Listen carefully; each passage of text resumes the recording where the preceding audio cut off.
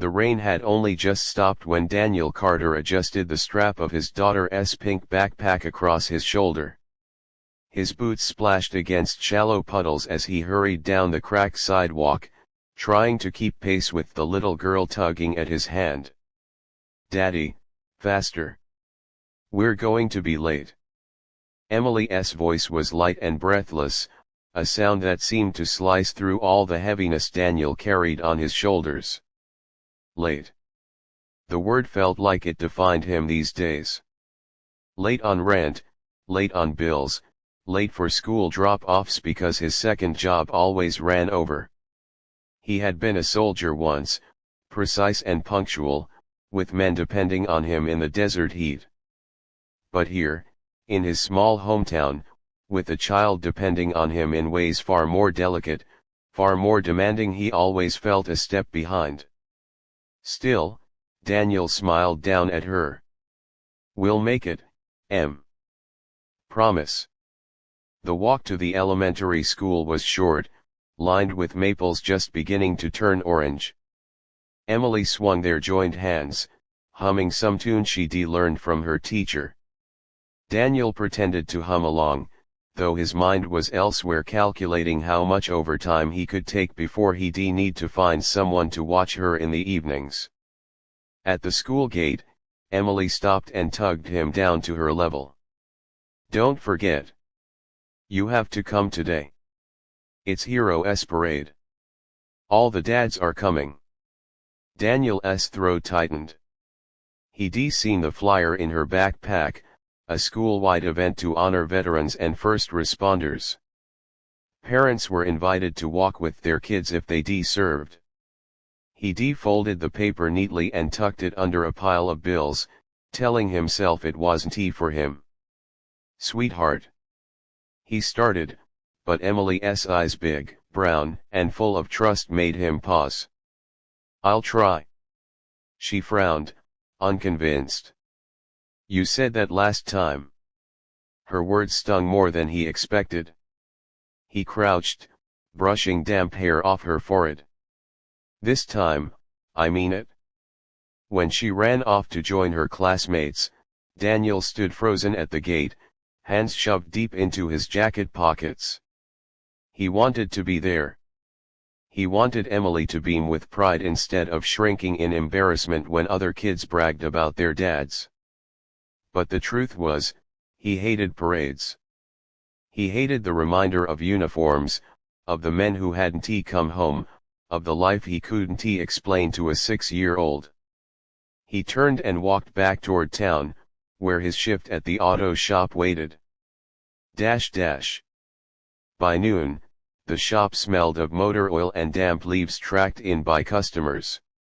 Daniel's co-worker, Mike, leaned against the counter, wiping grease off his hands. "You heading over to the school? Heard they're doing that veteran thing." Daniel tightened a bolt with more force than necessary. "Can't got work." Mike gave him a look, half pity, half reproach. "Dan, you served 8 years. You got every right to stand there with the rest of them." "Not who I am anymore," Daniel muttered. But as the afternoon wore on, he found himself checking the clock obsessively. Each tick seemed louder, each minute reminding him that Emily would be scanning the crowd, searching for his face. At 3 o'clock, he tossed his rag onto the workbench.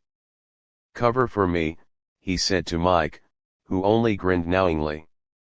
The schoolyard buzzed with excitement when he arrived. Parents lined the edges of the basketball court, clapping as a row of uniformed fathers, grandfathers, and mothers walked proudly beside their children.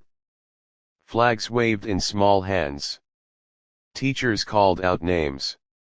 Daniel hesitated at the gate, suddenly aware of the worn jacket he wore instead of a pressed uniform. His boots were scuffed, his hands still faintly stained with grease. He didn't belong in this parade of polished heroes. Then he saw Emily. She stood near the back, clutching her paper flag. Her face lit up when she spotted him, and in that moment, Nothing else mattered. He straightened his shoulders and stepped forward. The crowd didn't notice at first. He wasn't announced, didn't have a uniform to mark him. But Emily darted from her line and grabbed his hand. "You came!" she cried, tugging him toward the others. A few parents glanced their way, some whispering, some smiling politely. Daniel felt their eyes, the weight of being the odd one out. He almost turned back.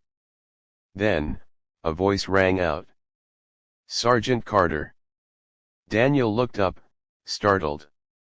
At the far end of the court stood a man in dress blues, chest gleaming with medals, the commander-in-chief himself, visiting for the event. He had been shaking hands with veterans, but now his gaze was fixed on Daniel. The yard grew quiet. "I know that face," the man said, striding closer. "You were with the convoy in Kandahar, weren't you?" Murmurs rippled through the crowd. Daniel's heart pounded. He nodded slowly. "Yes, sir." The commander stopped in front of him, studied the grease-stained jacket, the little girl clinging to his side. Then, without hesitation, he raised his hand in a crisp salute. The silence shattered into applause. Emily looked up at her father, eyes wide with pride, as if seeing him for the first time. "Daddy," she whispered. Daniel returned the salute, his throat too tight for words. Dash. That night, after the noise of the parade had faded and Emily had fallen asleep with her paper flag tucked under her pillow, Daniel sat at the kitchen table alone. The house was quiet, save for the hum of the refrigerator. He stared at his calloused hands. For years he had convinced himself that his service was just a chapter, something best left unread. But today, in the eyes of his daughter and in the unexpected salute of a man who remembered, he had felt something stir. Not pride exactly. Something deeper. Maybe, he thought, being a hero wasn't about medals or uniforms. Maybe it was about showing up late, messy, uncertain, but showing up anyway. And for Emily, he would keep showing up. Always. Dash.